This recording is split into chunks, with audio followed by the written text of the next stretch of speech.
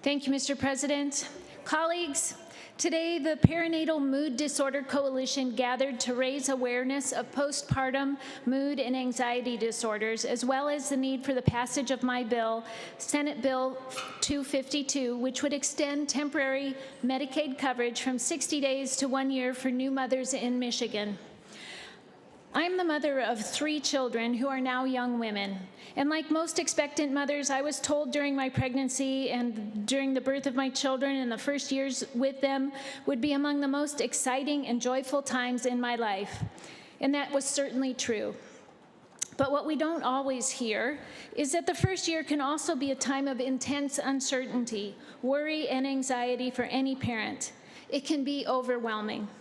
And this can run particularly deep for the many mothers who already live with or develop mood and anxiety disorders during or after their pregnancy.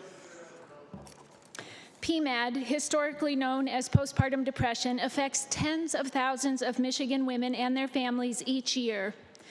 Symptoms can vary and include depression, anxiety, feeling overwhelmed, guilt, inability, irritability, anger, difficulty sleeping and eating, feeling disconnected with one's baby, and experiencing frightening or intrusive thoughts.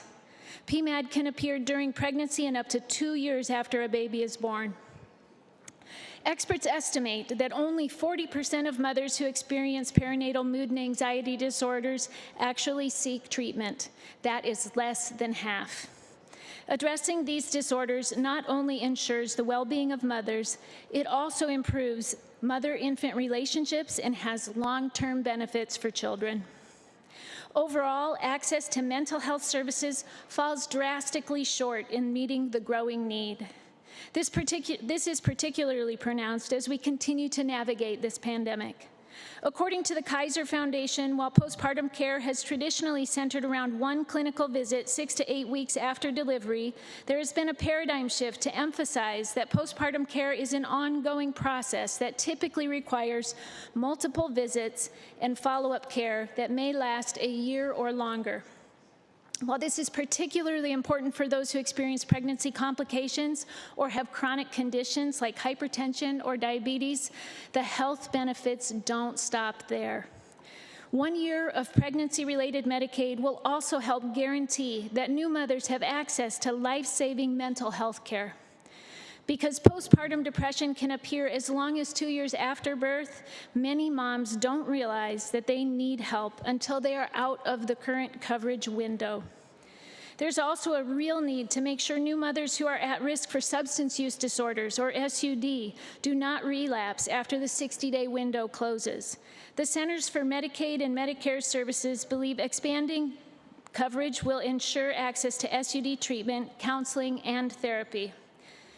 So no matter the reasons for barriers to care for mothers, whether they're driven by typical assumptions about how we are supposed to feel about motherhood or inadequate access to quality mental health services or the unfair and persistent stigma associated with seeking treatment, we must demand changes for moms today and for future generations. I want to know that my 3 daughters, should they choose to become mothers themselves, and all women of their generation, won't face stigma and barriers to get the care that they need.